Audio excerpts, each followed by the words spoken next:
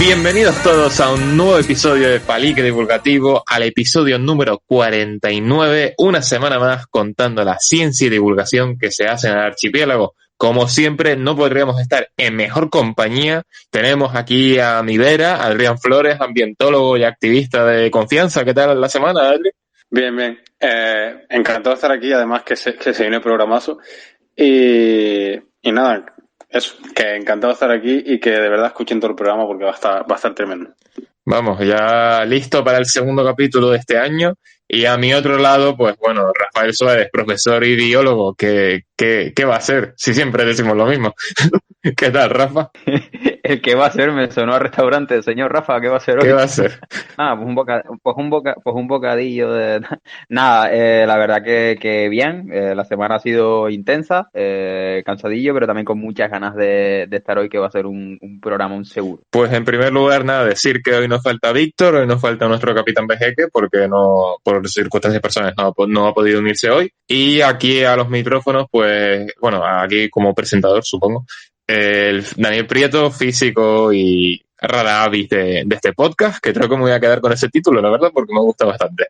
Hoy tenemos la primera invitada del año, la primera invitada aquí, bueno, de este 2023, es Ateneri Rivero. Hola, Ateneri, ¿qué tal? Hola, ¿qué tal? ¿Cómo están todos? Muy bien. Joder, un auténtico placer tenerte aquí y bueno, para quien no te conozca, eres licenciada en biología, luego te especializaste en el máster de conservación, estuviste estos años en Cabo Verde, uno como voluntaria y otro a trabajar con la tortuga boba, careta, que bueno, que Rafa tiene algún chiste que ha comentado en el previo, pero que por ahora no lo voy a dar paso. Espérate, Rafa, ya lo soltaré. No, por favor, no. Vale. Bueno, ha trabajado en investigación también como educadora ambiental, haciendo rutas de interpretación para empresas privadas y ayuntamientos. La contrata como experta en plantas vasculares para hacer prospecciones de diversos hábitats entre Gran Canaria y Tenerife. Ha trabajado también con la parte de flora exótica del gobierno de Canarias. Y bueno, en investigación bastantes ramas más que actualmente, bueno, también además de algunos articulillos en revistas científicas de divulgación. Vamos a comentar algunos de estos aspectos, algunos a lo que se ha dedicado, pero bueno, eso ya es en el tiempo de tertulia. De esta forma cerramos recomendación y pasamos a la siguiente parte de este programa.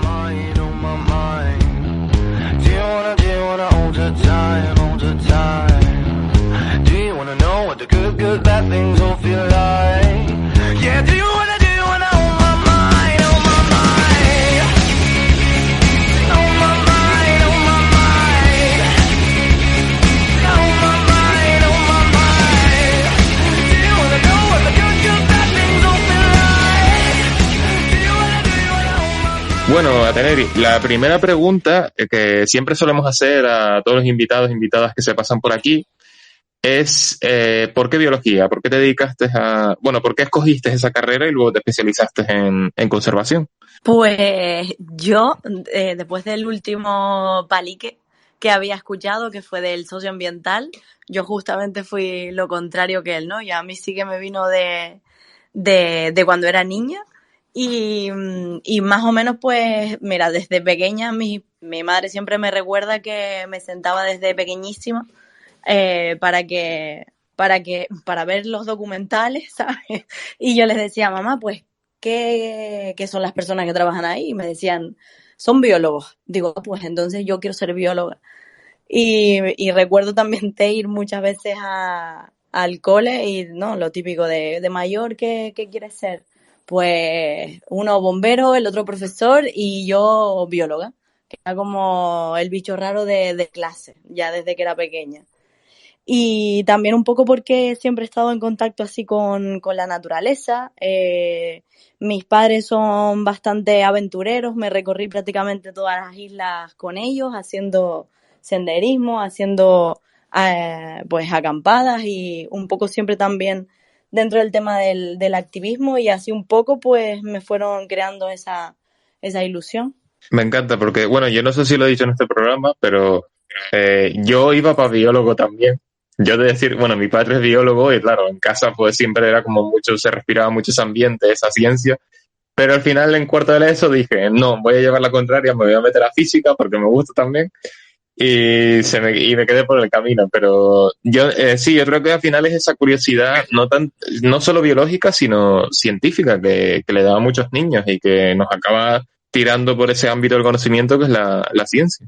Pues sí, también recuerdo de ya después como era muy curiosa.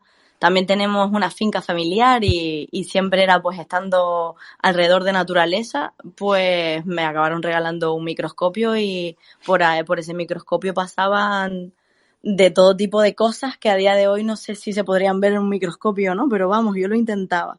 Así que yo creo que sí, que tiene muchísimo que ver con el tema de la curiosidad de los niños, ¿no? Y a día de hoy seguimos siendo los biólogos, ambientólogos o todo el mundo que se dedica un poco así a la ciencia, es por curiosidad también, ¿no? Siempre por aprender un poco más o saber un poco más. Sí, también quería marcar un poco Me recordaste un poquito mi experiencia también, como estabas diciendo, todo surge a partir de la curiosidad y también de lo que uno ve de casa. Decías que pues en tu casa se hacía mucho pues montañismo, senderismo, se salía por la naturaleza, también un poco el tema del activismo y demás. Y por ejemplo, en mi caso, que también pues estudié biología, también lo quería desde niño, siempre me gustó mucho el tema de la naturaleza y también por eso mismo, mi padre, por ejemplo, era una persona que siempre salía mucho a hacer pues montañismo, siempre nos incitaba, bueno, vamos a ir a este sitio, vamos a caminar por aquí, y al final uno pues acaba eso, viendo cosas, pues viendo plantas, viendo animalillos, pues si un insecto, ay, ¿qué es esto? Pues lo va a buscar, ay, y lo empieza a preguntar, y a raíz de todo eso, de la curiosidad, pues surge el enamoramiento de, de la naturaleza en general, y más de la naturaleza canaria. Y también me gustó mucho el tema del microscopio, que al final uno es un niño, van pasando ahí cosas que igual luego pues no se pueden ver por ahí, pero esa curiosidad de investigar es de donde nace todo, sí. Yo creo que al final, de toda la gente que conozco que se dedica al mundo ambiental, digamos, en ciencia, que se ha hecho pues ambientólogo, biólogo, etcétera, el 90 y pico% de los que conozco, la historia es prácticamente la misma. O sea, es que yo no voy a repetir lo mío, creo que lo he contado en algún otro programa ya. Yo iba para veterinario por friki de los animales, de veterinario dije no, biología marina, luego no, terrestre. Una profesora de bachillerato me convenció, me metió un poco en la cabeza lo de meterme ambientales y de hecho el otro día Víctor me hizo una pregunta trampa por Instagram de si pudieras volver a elegir, ¿qué harías, no? Y la verdad es que no sabía qué contestar porque, bueno, no me voy a extender aquí, pero en definitiva que eso, que a lo que iba, que me disperso, que al final el 90 y pico%, si no es casi el 100%, compartimos la misma base, ¿no? Y al final el que la decisión se basó en lo mismo, ¿no? Desde niños esa curiosidad por la naturaleza. Y yo no sé si a ustedes también les pasó, pero yo me enfrenté muchísimas veces ya cuando ya empezaba a estar bastante claro, ¿no? Y cuando ya todo el mundo te preguntaba en tu entorno, tanto familiar como de amigos, que si ibas a estudiar una carrera, que qué carrera ibas a estudiar, y cada vez que yo decía biología, que era como algo como súper excepcional, casi todo el mundo te decía que para qué te metías ahí, que eso no tenía salida, ¿no? Incluso se lo llegaban a decir muchísimo a mis padres y siempre lo tuvimos claro y era como, pero vamos a ver cómo nos vamos a estudiar otra cosa, ¿no? Por obligación. Yo lo tenía tan claro que el día que fui a hacer la matrícula, en la universidad me obligaban a poner como una segunda y tercera opción y yo les decía que no quería ni segunda ni tercera, en plan, si no estudio biología no voy a estudiar nada. Y me obligaron, ¿no? A poner una segunda y una tercera opción que la puse por poner porque decía, a ver, si no entro a biología es que voy a estudiar. Así que nada, que sí, que es súper vocacional el tema de la gente que nos dedicamos pues a la biología o a las ciencias ambientales, bueno, a todas las ciencias yo creo que es súper vocacional.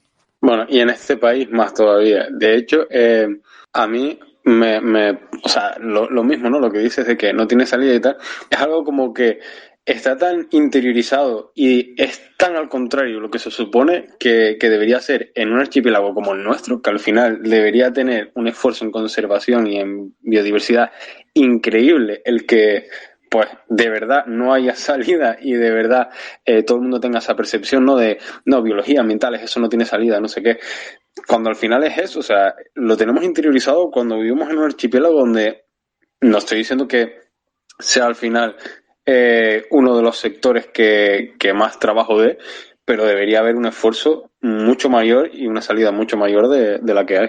Pues sí, muchísimo mayor, o sea, debería haber muchísimos más puestos de trabajo y que se dedicara muchísima más inversión en investigación, en recuperación de ecosistemas, pero a día de hoy yo la verdad que me siento súper afortunada y estoy súper contenta pues, de toda la trayectoria laboral, que de momento no es muy grande, que todavía me queda muchísimo, pero que desde que acabé la carrera hasta que di el paso de enfrentarme al mundo laboral, porque yo luego pasé por el departamento, intenté investigar, estuve dentro de un grupo de investigación, pero de salir, ¿no? Como de las faldas un poco de la universidad hasta dar el paso así más, un poco más drástico, aunque trabajar dentro de la universidad, colaborar dentro de los departamentos es bastante duro, pero ya cuando das ese salto, no digo que fuera fácil, pero sí que estoy súper contenta porque puedo decir que no me ha faltado trabajo. Podría haber sido mucho mejor desde el principio,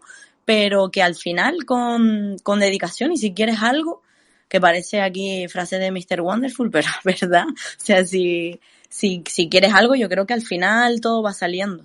Sí, la verdad que sí. Bueno, aprovechando esto de la trayectoria laboral, ¿con qué de todas las experiencias que has tenido, que bueno, y tendrás más obviamente, con cuál te quedarías si tuvieras que quedarte con una que te ha hecho más ilusión, que has aprendido más, o en general, a ver, me imagino que de todas habrás sacado cosas, obviamente, eso es lo positivo, pero si tuvieras que destacar una, o un momento a lo mejor, ¿cuál sería? Sí, por curiosidad. Pues de la primera que casi que no fue trabajando porque fueron las prácticas del máster, que ahí fue cuando yo decidí que quería trabajar en conservación y en gestión, ¿no? No en investigación, que ahí es cuando estaba dentro del departamento. Fue cuando trabajé en la caldera de Taburiente, dentro del Parque Nacional. Estuve haciendo mis prácticas ahí y ahí fue cuando yo hice esos trabajos, que estaba trabajando en la caldera haciendo seguimientos de unas siembras que se hicieron en 2008 y 2009 y estaba viendo pues la interacción o el porcentaje de efectividad que habían tenido esas siembras porque eran zonas de herbívoros invasores, tanto de conejos como de arruy. Entonces, yo cuando estuve trabajando ahí y vi que cuando acabé mis prácticas y volví a los 3 meses, el director de la caldera Taburiente, Ángel Palomares, me escribió y me dijo, mira, gracias al trabajo que hiciste, vamos a hacer un vallado, un perimetraje, ¿no? De 1000 metros de perímetro, algo así, un vallado enorme, porque los trabajos que se hicieron, pues dio como resultado que esa zona era bastante potente para que se pudiera recuperar una zona de la cumbre, ¿no? De la caldera.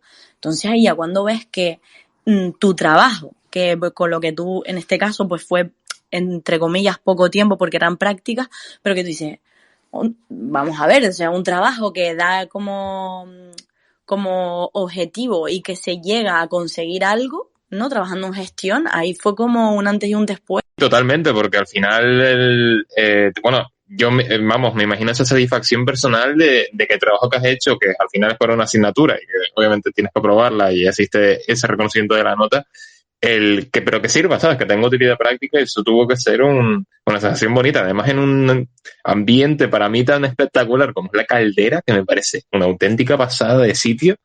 Yo de verdad animamos a que todo el mundo con turismo responsable, con cuidado del medio natural, a visitarla, porque de verdad es uno de los grandes paisajes que tiene Canarias. Y vamos, o sea, es una gozada. Bueno, aquí un miembro de Pali que está en este programa también estuvo haciendo las prácticas ahí. Sí, efectivamente, yo estuve haciendo las prácticas ahí en la caldera. La verdad que no tuve mucha oportunidad de salir a campo, porque básicamente el tiempo estuvo la mitad de día prácticamente horrible, o sea, no se podía literalmente subir, pero sí algunos días subimos algunos vallados a hacer, bueno, seguimientos y demás. Lo que pasa es que me comí bastante también trabajo de oficina, entonces no lo pude disfrutar tanto, que también es importante, ojo. Y es más, me acuerdo ahora de mis compañeros con los que estuve trabajando. Fue una experiencia, la verdad, que interesante y bastante también enriquecedora. O sea, me estaba acordando ahora cuando Teneri lo estaba diciendo. También pude hablar con Ángel y hacer un par de cosillas más en el parque. Recuerdo una práctica que hicimos con los servicios de la Brifor, bomberos y demás. Y súper, súper guay, súper interesante, la verdad. Bueno, y también queríamos un poco ya yendo más a, bueno, a lo que es el polémicas y se me acaba de olvidar la pregunta. Eh, ay Dios, que iba. Ah, ya me acuerdo, perdón. Polémica esta Y tarde. bueno, no, sí, perdón. Y bueno, no, también nos has comentado un poco que te especializaste en, bueno, lo que hemos estado hablando, que te especializaste en conservación, etcétera. Pero a ver, nosotros cuando a finales del año pasado pusimos en Instagram una story en la que decía, no pedimos a gente que nos recomendase gente, pues a quién le gustaría ver por el podcast, a quién recomendaban. Y hubo una persona que nos dijo, la de los Cardones, a Tener Rivero. Entonces, claro, esa fama de la de los Cardones, bueno, es verdad que tal como te presentamos, pues estás especializado bastante en botánica. ¿De dónde surge todo ese, de dónde puede surgir ese apodo de la de los Cardones para quien no te ubique tanto? De hecho, te lo iba a decir al principio, la chica de los cardones. La verdad que me hace bastante gracia porque los cardones es una planta que a mí me ha encantado desde siempre y desde que estudiamos en la universidad y hacíamos las salidas de campo con asignaturas, siempre el tabaibal cardonal como que pues me ha llamado muchísimo la atención y desde hace muchos años el cardón es como si fuera, no sé, como que lo llevo por bandera. Incluso tenía antes con una amiga, hace ya bastantes años, una marca de ropa que la sigo teniendo, pero es diferente, pero con la que yo empecé, el logo era un cardón, además, así que me hace mucha gracia que la gente, a raíz de lo que ha sucedido este año, que ha sido todo por el tema de salvar el puertito, que se empezamos pues a indagar y demás desde mayo, luego que en junio se convocó una gran manifestación y luego que a raíz de pues de que se hizo un documental, de que quisieron contar conmigo para el tema de explicar pues qué eran los cardones, qué es el tabaibal cardonal, pues la gente que me empezó a asociar con el tema de los cardones y también que hubo en la manifestación grande del 11 de junio una artista que se llama Cuerda Loca que hizo una ilustración que decía, era bastante más larga la frase, pero decía, dejen de tocarnos los cardones, ¿no?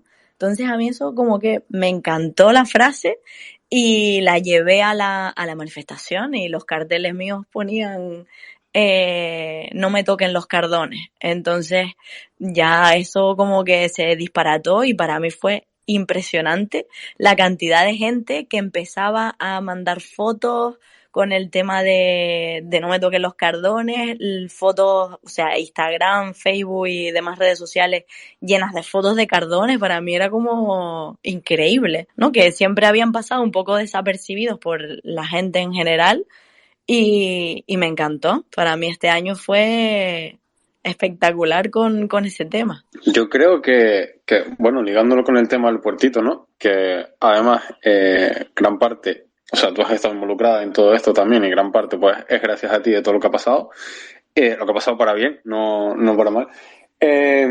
Y que creo que al final el que la gente haya valorado, o sea, es lo que comentabas, ¿no? Que al final siempre se tiene en la cabeza no solo ya el tabaibal cardonal, que se tiene como, bah, eso está ahí, está seco, es un secarral, ¿no? Sino en general el conjunto de los ecosistemas, bueno, lo he dicho ya, ¿no? Otras veces, de que tenemos la percepción de que los ecosistemas áridos o desérticos del archipiélago son secarrales y no hay vida, cuando es todo lo contrario. Y yo creo que eso ha cambiado, ¿no? Este año, por lo menos, se está poniendo en valor ya. Y bueno, lo que comentabas, ¿no? Sabemos los cardones, o sea, ver a gente o sea, luchando por proteger un cardón es una locura, porque al final, si me dices un delfín, ¿no? O me dices, yo qué sé, un ave o un lagarto que al final pues se empatiza más, pero es que estamos hablando de un cardón que a la gente le cuesta empatizar con una planta, pues más con un cardón, ¿no? Y que creo que al final se ha generado un movimiento que sigue estando y que no sé, o sea, no es si es una visión, digamos, cerrada por la gente que sigo o por el círculo de gente que me rodea o tal, pero creo que se ha generado, digamos, una ola, ¿no? Un movimiento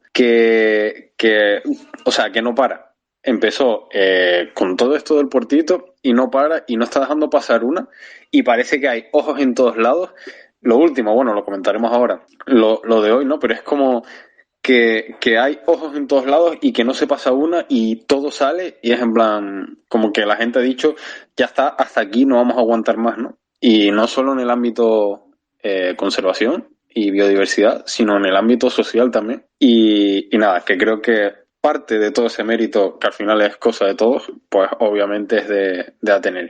Bueno, yo creo que de todos, porque al final ha sido como un grupo bastante potente y todo lo que ha pasado este año que se acabó fue como espectacular, ¿no? A nivel pues de toda la gente que se ha unido y que por primera vez yo creo que muchas personas, que me pasó a mí a principio de año, y yo creo que esto es lo que le ha ido pasando al resto de la gente, que tienes algo en la cabeza que te resuena y cuando lo oyes de la boca de otra persona, ya empatizas un montón con el tema de yo he pensado esto, es verdad, yo eso o sea, lo estoy sintiendo. Entonces, cuando hemos empezado a hablar del todopoderoso turismo, que para nosotros siempre se nos ha inculcado desde pequeños, que el turismo es Dios prácticamente, de que es totipotente y que es intocable, que aquí todos vivimos del turismo, de nada que empezamos a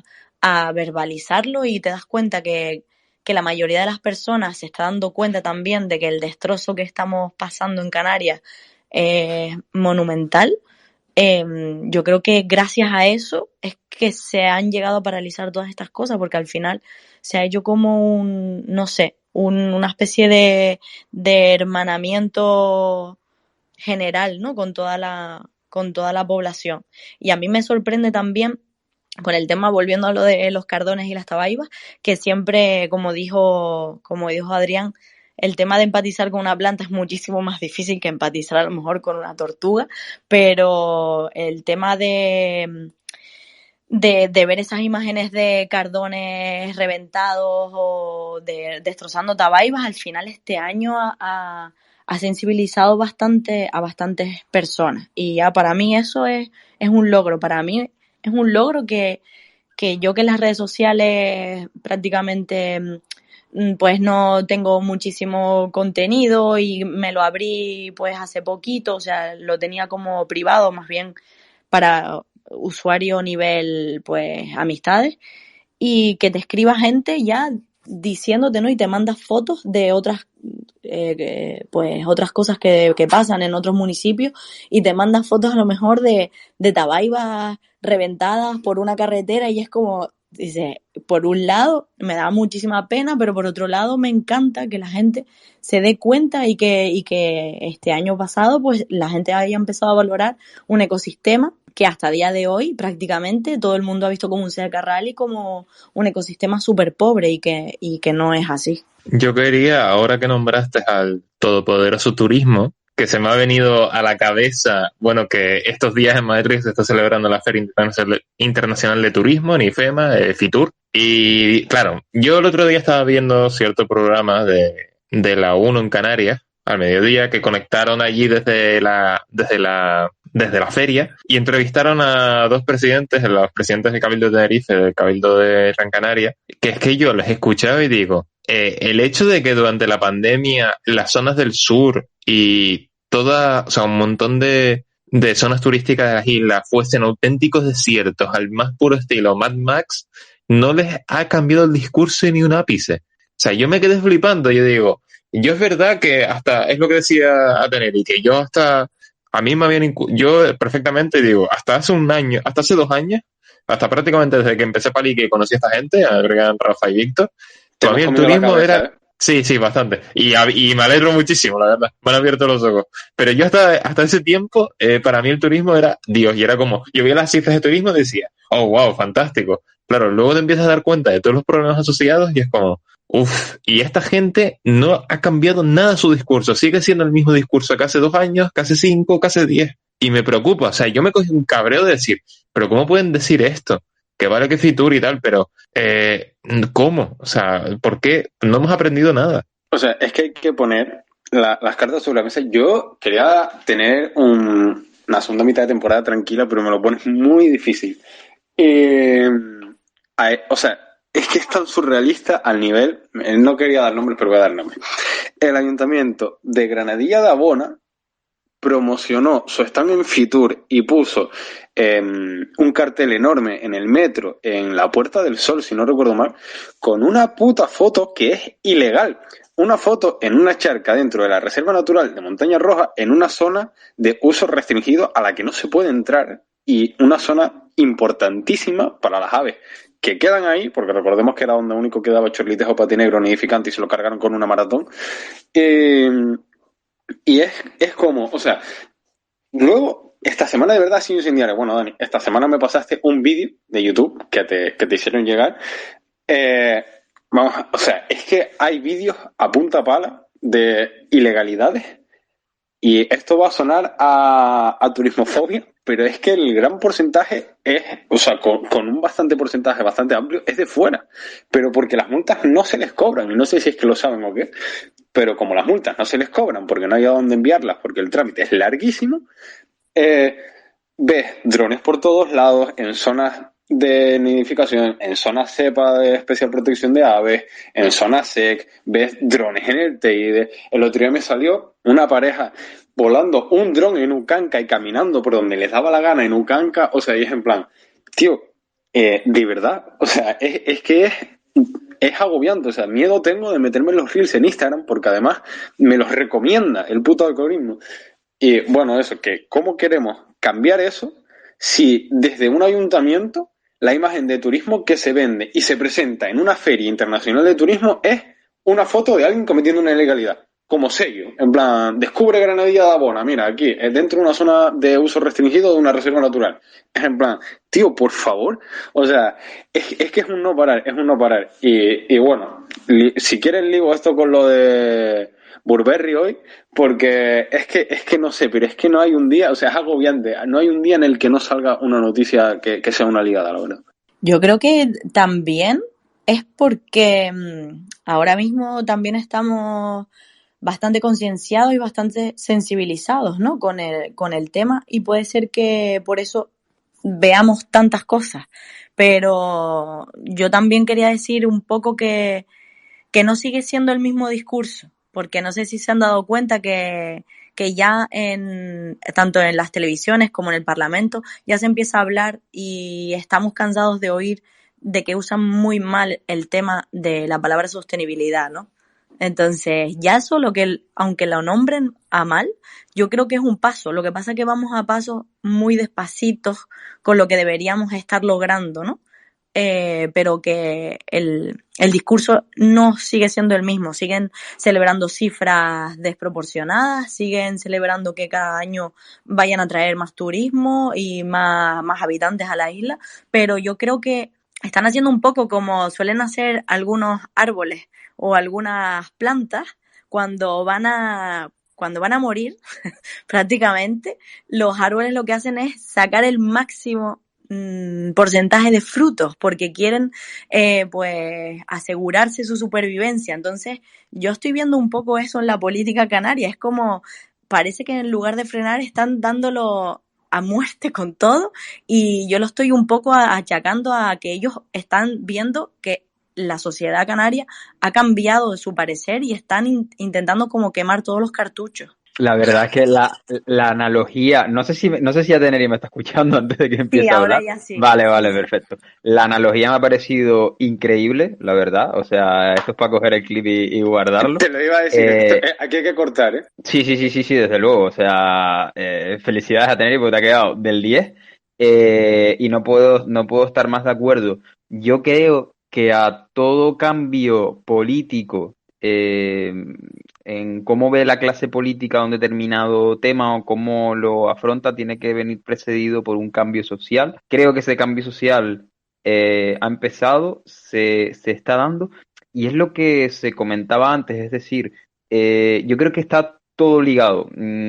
Vale, igual hace 5 o 10 años, o la gran mayoría de la gente no tiene idea de lo que es un cardón, no se sabe el nombre científico, muchos verán eso y pensarán, "Bah, es un cactus que está ahí", pero obviamente tiene su valor natural increíble, pero lo que me refiero es, ahora el imaginario colectivo ha unido ese cardón a la imagen de Canarias, del valor natural y también patrimonial que tiene el territorio canario. Ver esos cardones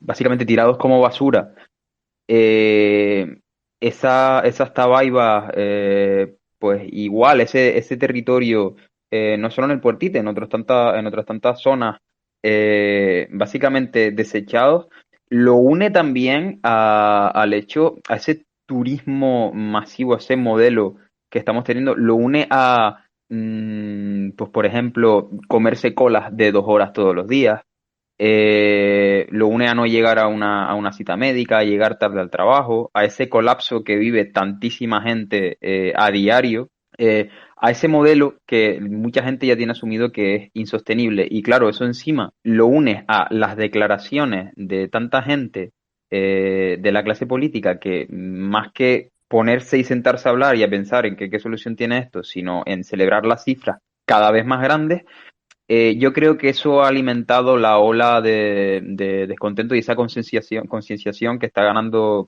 la gente. Yo creo que está todo unido y yo ahora mismo sí que es verdad que se notan ciertos cambios. Yo creo que dentro de un tiempo y sobre todo a raíz de elecciones, resultados electorales y demás, ver cómo la gente ya va a empezar a poner ahí los puntos sobre las IES, yo creo que empezaremos a ver cambios más importantes. Algunos ya está viendo, pero hace falta más, la verdad, hace falta más. Pues sí, yo creo que obviamente siguen haciendo falta muchísimas cosas y sobre todo como cambios más grandes o más bruscos, porque lo que nos está viniendo es como a lo grande, ¿no? Que es lo que comentábamos antes. Pero yo por mantenerme positiva, de verdad que lo pienso así, creo que es un súper logro que este año se haya empezado a hablar de moratoria turística o que la gente empiece a hablar de que los alquileres se debe a, pues, no, a la escalada de precios y de que no nos podamos independizar o que nos está costando la vida y tenemos que seguir compartiendo pisos hasta, pues, no sé ni cuándo. Que todo esto tiene que ver con la masificación que está teniendo las islas.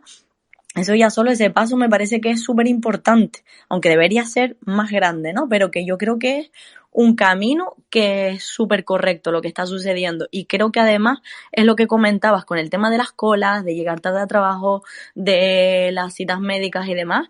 La gente, nosotros, por ejemplo, las personas que estamos sensibilizados a lo mejor con la naturaleza o con la conservación, sí que lo vemos por esa parte. Pero el resto de la población, que quizás no está tan sensibilizado como una pequeña parte, lo que le molesta es la economía, le molesta su bienestar, su salud. Y ahora cuando a esa persona que a lo mejor antes pues las tabaibas y los cardones le daba un poco igual, que ahora ya las colas sean kilométricas en la autopista del sur o del norte, o que no se pueda comprar una casa porque los precios están desorbitados, o que se dé cuenta que iba a esos sitios, a esa playa que le encantaba antes y ahora está llenísimo de gente, eso le ha empezado a tocar las fibras a las personas. A mí no me gusta hablar en términos de dinero y monetarios, pero he aprendido que eso sí que le llega al resto de la población. Y, por ejemplo, en el primer episodio que sacó Felipe Rabina de Abades, en una de los trozos de la entrevista que a mí me dice, yo digo que ahora mismo perder naturaleza es perder dinero, para ver si la gente lo entiende, porque nosotros estamos acostumbrados a oír que el desarrollo es destrucción, pero es que al final estamos destruyendo nuestra fuente de ingresos, entre comillas. Si tanto dicen que vivimos del turismo, entonces ¿qué le estamos vendiendo a ese turismo? ¿No? Si al final nos lo estamos destruyendo. Y tengo clarísimo que si empezamos a pensar y a cambiar esa idea de que los puestos de trabajo se producen destruyendo el ecosistema y es al revés, o sea, los puestos de trabajo también, o sea, yo creo que serían de mayor calidad recuperando ecosistemas, recuperando la naturaleza que estamos perdiendo ahora mismo. Y eso sería, pues, invertir, ¿no?, en futuro, porque al final si queremos centrarnos en el turismo, por ejemplo, la gente que viene de fuera, que viene a ver lo que ve en todos lados, rascacielos y piscinas y palmeras tropicales. La gente que viene de fuera, yo por ejemplo pienso en mí mismo cuando viajo por ahí y soy turista yo quiero viajar para empaparme de otras culturas, para ver otros paisajes. O sea que al final invertir en eso, en lo que nos hace diferentes, sería invertir en nosotros mismos. Al final tenemos que pensar eso, que recuperando nuestro ecosistema también vamos a generar un montón de puestos de trabajo y a largo plazo también, y no son precarios de estilo de camarero y camarero de piso. Entonces, por eso a mí no me gusta hablar en términos de dinero, pero creo que es necesario para que el resto de la población lo pueda llegar a entender. A ver, y que además esto, digamos, no sería un rollo solo de ida del dinero, sino que, o sea, repercutiría económicamente recibiendo también. Lo comentaba, creo que era Felipe el otro día por Instagram o algo así. En Fitur, lo que se está vendiendo ahora es el turismo de Canarias, ¿no? O sea, la naturaleza de Canarias. Solo tienen que ver los carteles. Pero sin embargo, lo que se quiere hacer es ampliar las zonas turísticas y tal, degradando esos sistemas naturales que venden. Y por otro lado, hay gente en contra, pero yo estoy totalmente de acuerdo en el cobro de una tasa a los turistas por el acceso a las zonas naturales protegidas, como se hace en muchísimos lugares del mundo. Y que ese dinero obviamente repercuta en cada una de esas zonas en su conservación, lo que generaría, pues, lo que comentabas, ¿no? Puestos de trabajo además a personal formado y a personal que se dedica a conservación, recuperación de especies, etcétera, que pues con ese cobro podría ser incluso en algunas zonas y en algunos espacios naturales incluso a coste cero, porque al final lo que te está entrando es lo que está gastando, también en vigilancia, etcétera. O sea, es que, no sé, hay un montón de cosas que no se plantean, como por ejemplo la ecotasa, ¿no? Que no es una solución, es un parche, pero bueno. Y que en otros países se hace, y aquí se tiene miedo porque se piensa que el turista, es un ejemplo que ya he puesto, se piensa que el turista no va a venir a Canarias porque tenga que pagar 10 euros más al día, como mucho. Vamos a ver, o sea, es que entonces no cambies el precio de las habitaciones, no puedes permitir que los hoteles suban sus habitaciones 10 euros, porque entonces el turista va a dejar de venir. O sea, si por una tasa de 10 euros crees que el turista va a dejar de venir a Canarias, deberías limitar también el precio de las habitaciones, porque fluctúan bastante más de 10 euros.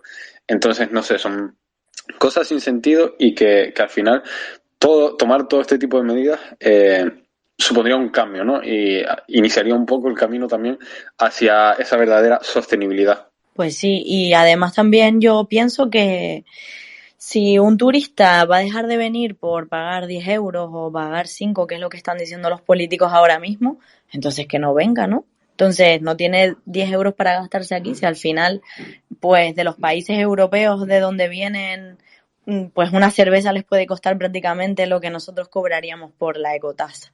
Entonces, al final, yo también quería hacer una alusión hace un montón de años, cuando pues siempre como el tema del Teide ha estado bastante candente, aunque el año pasado fue bastante más con el tema de la modificación del PRU, pero yo escuché desde hace un montón de años, ya que yo soy botánica, pues nombro otro botánico emérito y que es Wilfredo Wilpret.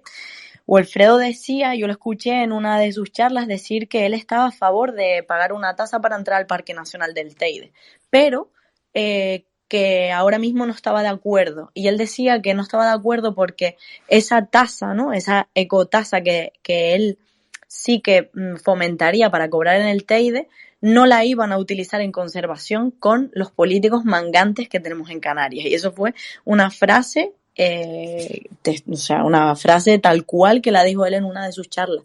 Y eso está clarísimo. Es lo que estábamos viendo, ¿no? Con Yaisa Castilla de turismo, que decía que la tasa turística, la ecotasa, no iba y que en tal caso, pues que ese dinero sería para invertir en turismo. Entonces, yo creo que hablarlo y que la gente se lo empiece a plantear está bien, como parche, como dijo Adrián, pero no es la solución está en parar los números y en frenar y empezar a pensar lo que tenemos que hacer para arreglar todo este desastre. Y está claro que cuando se cobre, porque debería cobrarse, tiene que ir bien dedicado, ¿no? No puede ir para corrupción o para dedicar en infraestructuras o en ensanchar el 6º carril ya de la autopista. Totalmente de acuerdo. Bueno, vamos a hacer un cambio de tema, ¿no? Porque tenemos un montón de cosas que queremos comentarte y nos estamos extendiendo mucho y nos estamos yendo por las ramas. Viene un tema que a raíz de una foto que subí ayer en Instagram, me comentó alguien preguntándome sobre unos pinos que hay en cierto roque de Anaga, ¿no? Entonces, la persona que me preguntaba si esos pinos eran naturales. Yo le comentaba que debido al tipo de suelo, ya que era un pitón fonolítico con un suelo ácido, pues digamos que la vegetación de laurisilva no se encuentra muy a gusto ahí. Sin embargo, los pinos y algún tipo de vegetación asociada a nuestros pinares, pues encontraron ahí un sitio en el que ponerse y estar más a gusto que nadie. Obviamente dispersados pues por viento o por aves probablemente. A todo esto me comentó alguien, nombrándote a ti, no sé si habrás visto el comentario, sobre que se están haciendo estudios y parece ser que los pinos no estaban solo en ese lugar en Anaga, que ahora es prácticamente donde únicos están, sino que hay evidencias de que estaban en más sitios de Anaga y que desaparecieron por tala, ¿no? Y que estos son los únicos que se quedaron ahí, ya que el roque es prácticamente inaccesible, y fueron los únicos que sobrevivieron. Yo tengo mucha curiosidad por esto y quería comentar esto porque, de verdad, ilumíname y cuéntame un poco sobre el tema, si es que sabes. Tampoco quiero meterte yo ahora en un compromiso si no, o sea, si no controlas bien el tema o algo. Vale, ya sé quién fue, es mi gran amigo Néstor, que es doctor en geografía seguramente. Exactamente.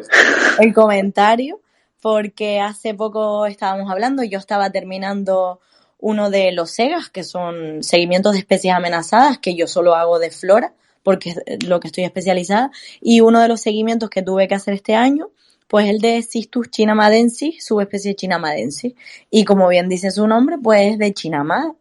Y además, no sé si a lo mejor los oyentes no lo saben, pero el cistus sería la jara, y las jaras que tenemos en Canarias, tanto la jara blanca como la jara rosada, pues están muy ligadas al ecosistema del pinar.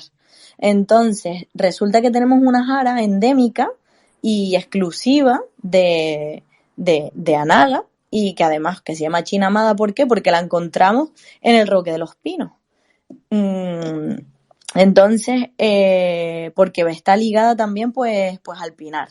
Y es verdad que aparte del Roque de los Pinos se encuentran en otras dos localizaciones más dentro de Anaga. Y curiosamente, pues yo hablando con Néstor, que está haciendo una pequeña investigación con toponimia antigua, yo también he buscado, pues cuando voy a trabajar, no solo trabajo con la cartografía actual, sino que también pues tengo que leer bibliografía antigua, pues miro mapas incluso los militares, y la toponimia cambia un poco. Pues resulta que en uno de las localidades donde también encontré Cistus chinamadensis, antiguamente se llamaba Lomo Los Pinos.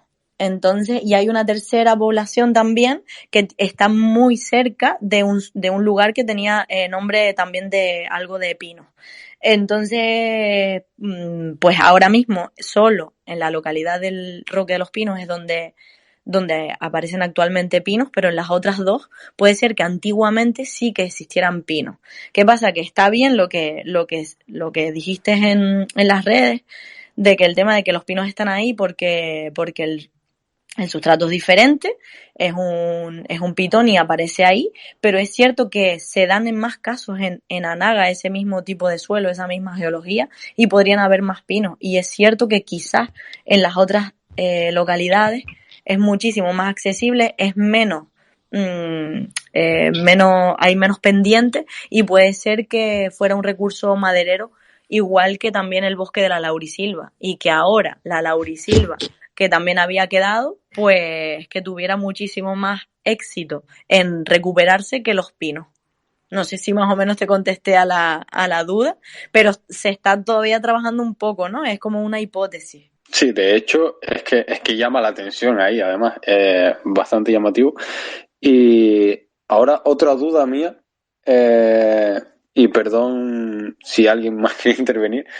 Esto me acaba de venir un lapsus, ¿sabes? Y podría resolverlo con el biota, pero voy a aprovechar que te tengo aquí.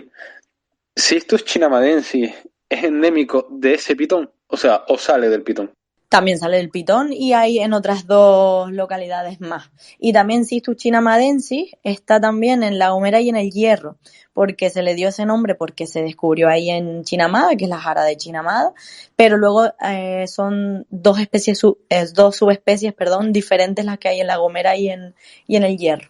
Pero especie estaría como en especie está Tenerife, La Gomera y Hierro. Y luego subespecies diferentes en cada isla.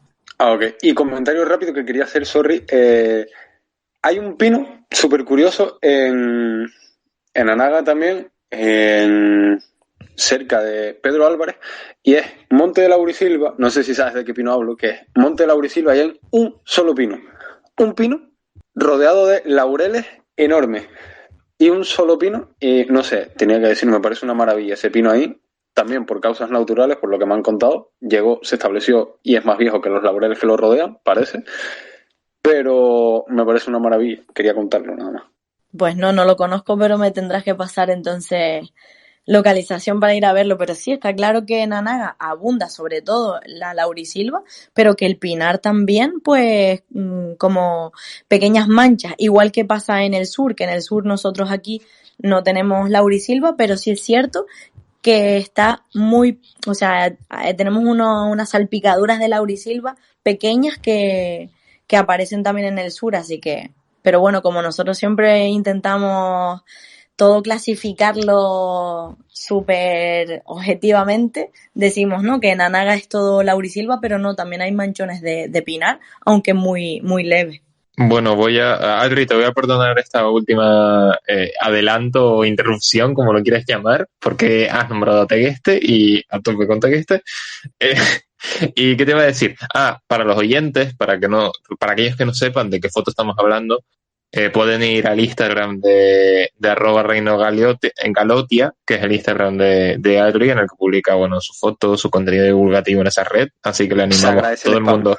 Exacto, es lo que iba a decir. Digo, él es demasiado humilde para hacerlo, pero venga, vamos a soltar el spam. Y nada, les recomendamos seguirlas porque tiene fotones, o sea, son auténticos fotones, y ese especialmente a mí me flipó cuando lo vi.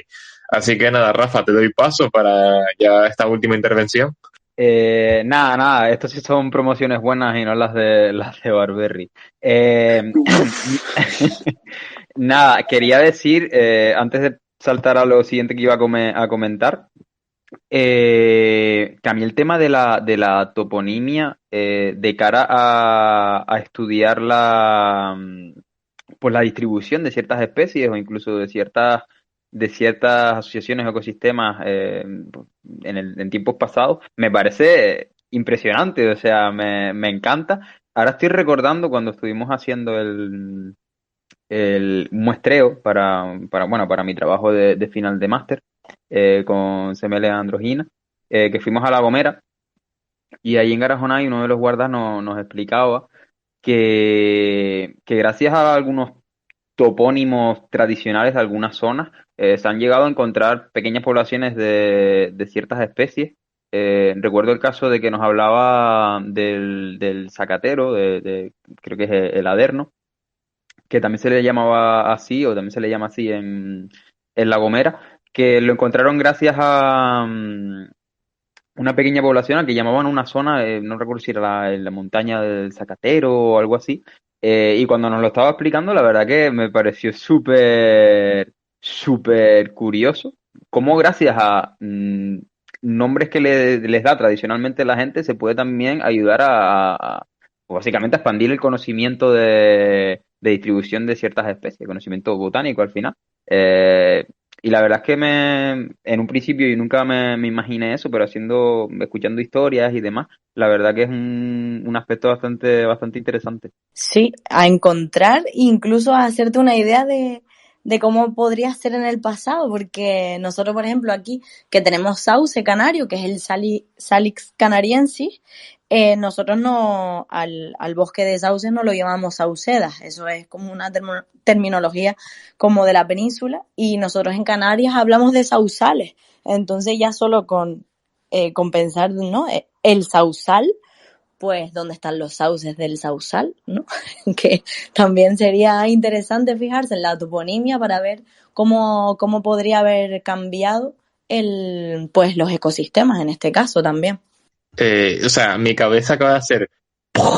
O sea, te lo juro, yo creo que Rafa me ha visto la cara porque nosotros estamos en llamada aquí para para controlar las preguntas, quién pregunta, quién interviene, y de repente, o sea, acabo de poner una cara de, Dios, qué locura, no, o sea, claro, nunca me lo había preguntado, pero ahora que lo dices es como, joder, pues mola mucho el dato, o sea, wow, es una tontería, pero de repente me quedo flipando, o sea, digo, hostia, porque Pues sí, claro, al sí, final sí. esa zona es como la Matanza, ¿sabes de qué es? La Victoria, ¿sabes de qué es? Pero el Sausal era como, El Sausal pues el nunca nos lo Sausal. habíamos planteado, ¿no? Pues no, la verdad que no, o sea, me acabo de quedar flipando. Y a mí me encanta porque se ve que el mundo vegetal en Canarias ha estado presente y ligadísimo, ¿no?, a nuestra cultura, tanto en la toponimia como pues en todos los usos tradicionales o en todo lo que saben nuestros agricultores, nuestros mayores en la observación de la naturaleza, pero que a mí en concreto me gusta muchísimo. También es cierto que a lo mejor a un lugar llamarlo por el nombre de un ave que se mueven, pues no tiene mucho sentido, pero llamar al Sausal el Sausal porque es un bosque de sauces, o era muy típico que hayan sauces, o el Mocanal también, que tiene que ver con mocanes, y así, infinidad de toponimia que tenemos en Canarias. Yo quiero hacer una pregunta ahora a todo esto, a ver si lo sabes. Me da mucha curiosidad, ¿vale? ¿El pico de la zarza, Fuerteventura? ¿Qué? ¿Había zarza ahí arriba? ¿Qué zarza? Porque no sé si ubicas. Sí, Hombre, supongo que sí. Pico de la Zarza es la parte más alta de Fuerteventura. Exacto. Bueno, pues no sé si tiene que ver con que hubiese zarzas. A lo mejor es lo único que dejaron las cabras allí. Puede ser, no me extrañaría. Puede ser, no sé de qué viene, no sé el origen de la toponimia, pero bueno, el Pico de la Zarza sí que lo que había antes, que era laurisilva, nos parezca súper loco, pero sí que había laurisilva, y a día de hoy sería el único punto de Fuerteventura donde se mantendría, y no se mantiene por culpa del ganado asilvestrado. Pero... Bueno, hace un par de años alguna cosa suelta había por ahí en los acantilados, los andenes.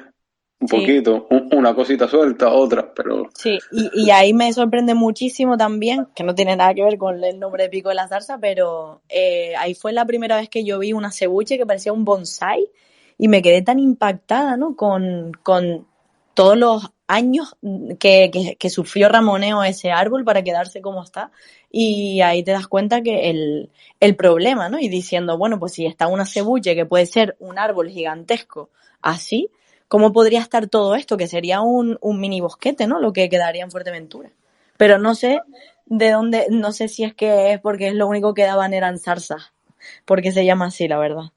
Pues nos quedamos con esta última curiosidad de toponímica, si se puede decir así, y yo personalmente me voy con entusiasmado a la cama y a terminar este programa porque ha sido como, wow, el Sausal. O sea, yo me he quedado flipando. Vas a ir a todo el mundo en plan, ¿te has fijado en esto? Es que te juro, o sea, porque es el típico dato que yo ahora mismo voy a contar a la gente que me hable por WhatsApp. Oye, mira, una cosa. Pues ahora deberíamos ir a buscar los sauces del Sausal, es lo que deberíamos hacer. A ver dónde está. Una batida de búsqueda, va, yo lo veo. La batida paliquil, vamos, todos ahí. Pues nos quedamos con estos datos, y yo creo que con esto, como no hay nada más, cerramos tertulia, y recuerden que tenemos nuevo episodio de Palique Hic, en esta ocasión con Diego Vicente de la Universidad de Extremadura. Él ha realizado su investigación principalmente en la delimitación de las fronteras con Portugal, de España y Portugal, concretamente en un pueblo que ahora personalmente no me acuerdo cuál era, pero lo escucharán en la entrevista que hicimos durante el 4º Congreso de Jóvenes Investigadores de Canarias. Recuerden que no tenemos recomendación, y de esta forma cerramos tertulia y pasamos a un nuevo episodio de Palique Hic. Borrachera por un desamor, en la mesa se derrama el licor que tu boca mojó. En la vida no se puede viajar con el corazón empapado en mezcal y ron. Arrancamos con otro episodio de Palique Hic, en esta ocasión con Diego Vicente Sánchez, él es historiador. Y bueno, al igual que al resto de compañeros, la primera pregunta es, es historiador, pero ¿qué investiga? Bueno, en primer lugar, muchas gracias por haberme invitado. Yo estoy adentrándome ahora en mi tesis doctoral sobre el proceso de definición de la frontera entre España y Portugal. La frontera entre España y Portugal se suele decir, sobre todo desde los nacionalismos español y portugués, más el portugués, que es la frontera más antigua de Europa. Sin embargo, la última delimitación no se hace hasta 1926, que no hace ni 100 años todavía de eso. Y yo estudio el proceso de delimitación que en cierto modo empieza a finales del antiguo régimen y lo comparo con la delimitación precisa que se hace de la frontera durante la contemporaneidad, en 1864 y después en 1926, porque está dividida en dos por la cuestión de Olivenza, que es la que Portugal y España no se ponían de acuerdo si debía ser portuguesa o española. De hecho, los portugueses no reconocen que Olivenza sea de posesión española. No analizo solamente la frontera física, es decir, cómo se ha hecho el trazado, sino también cómo se han construido las identidades nacionales de un país y de otro, de España y Portugal, tomando como referencia la frontera, y también cómo han vivido las personas en la frontera, los rayanos, que normalmente se les llama así. Es decir, que integro esa visión del Estado, de las identidades nacionales y también de las personas que viven en la frontera. Y tiene que ser además un tema súper complejo y con muchos matices, porque por ejemplo no será lo mismo la frontera Portugal con las comunidades gallegas que puede ser a lo mejor con Extremadura. Pues fíjate, entre Galicia y Extremadura son las más similares. Probablemente la que más diferencia hay es en la parte sur de Andalucía, que además casi toda es frontera húmeda, que se llama, es decir, está por el río. Y un río que es más difícil de cruzar que el río Miño, que es la que está en la frontera de Galicia, en la que sí que era mucho más fácil de cruzar y las relaciones eran mucho más intensas que la frontera de Andalucía. Y bueno, también queríamos preguntarte un poco si tenías alguna, porque claro, hemos hablado, bueno, ya nos hemos repetido mucho en estos Palique Hic que hemos ido haciendo a lo largo de los episodios, si tenías alguna anécdota positiva, algún buen recuerdo del tiempo que llevamos investigando.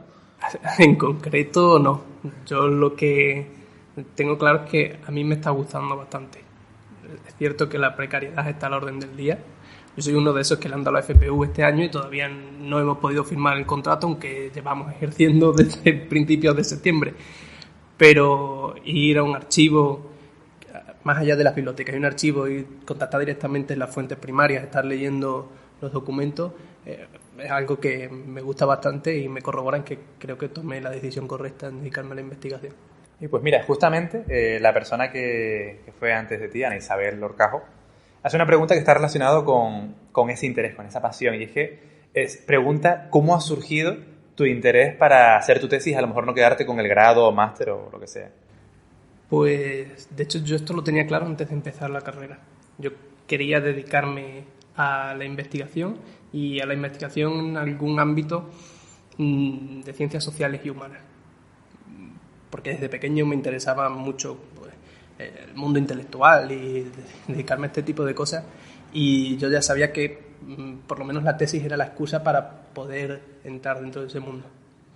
Pues la verdad es que, o sea, mola. Yo es verdad que soy el caso contrario, porque yo sí que me metí en física, por ejemplo, con la idea de ser investigador. Luego dije no. Entonces, bueno, pero hay multitud de caminos posibles al final.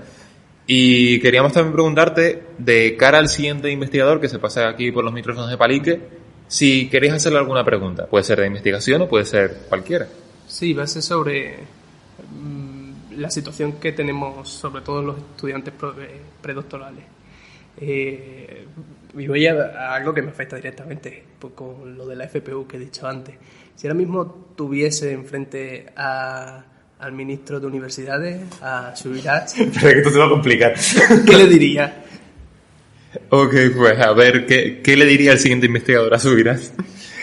Y nada, muchísimas gracias. La verdad que la preguntita va a traer tela.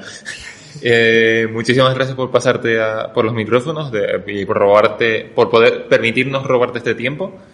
Y nada, esperamos que te vaya bien en esa etapa investigadora y en lo que venga después.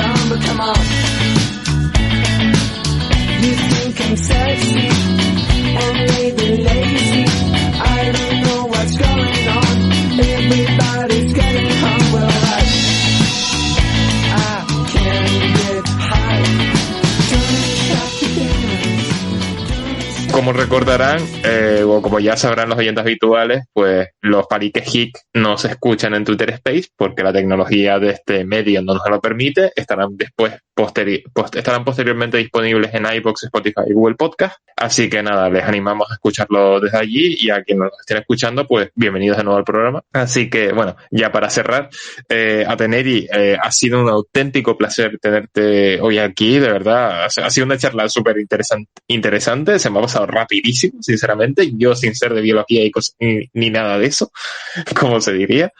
Y, joder, muchas gracias por aceptar la invitación y esperamos tenerte pronto por aquí de nuevo. Pues muchísimas gracias y el placer ha sido mío totalmente. Así que nada, muchísimas gracias y a seguir con el podcast que es súper interesante, la verdad. Muchas gracias, lo tomamos nota, nosotros intentaremos seguir. Es verdad que últimamente la vida en general a los del podcast no nos está dejando mucho tiempo, pero aquí seguimos una semana más. Y ya con esto podemos pasar, bueno, Adri, si quieres añadir algo para terminar. No, agradecer a Teneri el que nos haya dejado este ratito, y como siempre, pues a la gente que nos escucha en directo y luego en diferido. Y justificar un poco que, claro, nosotros no tenemos tiempo, nos está dejando poco tiempo, pero también nos lo estamos buscando, porque nos estamos metiendo en cada follón. Bueno, dentro de poco sabrán más cosas, pero nos estamos metiendo en cada fregado también porque queremos, que también nos lo buscamos, ¿eh? ¿Y Rafa? Nada, y unirme a las palabras de Adri. Muchísimas gracias a Teneri por pasarse por aquí. Y sabemos que es un poquito tarde, pero he disfrutado muchísimo de este ratito. Se han quedado algunas cosas en el tintero, así que bueno, abrimos la puerta para un segundo paliquito con ella, y también obviamente agradecer a todas las personas que se han pasado por aquí a escucharnos, y a los que nos escuchen en diferido. Pues nos quedamos con ese mensaje. Muchísimas gracias a todos los oyentes, a toda la gente que se queda aquí un jueves de entre 9 y 10 de la noche a escucharnos hablar y soltar un montón de chistes malos. Hoy afortunadamente no ha habido muchos, sorprendentemente.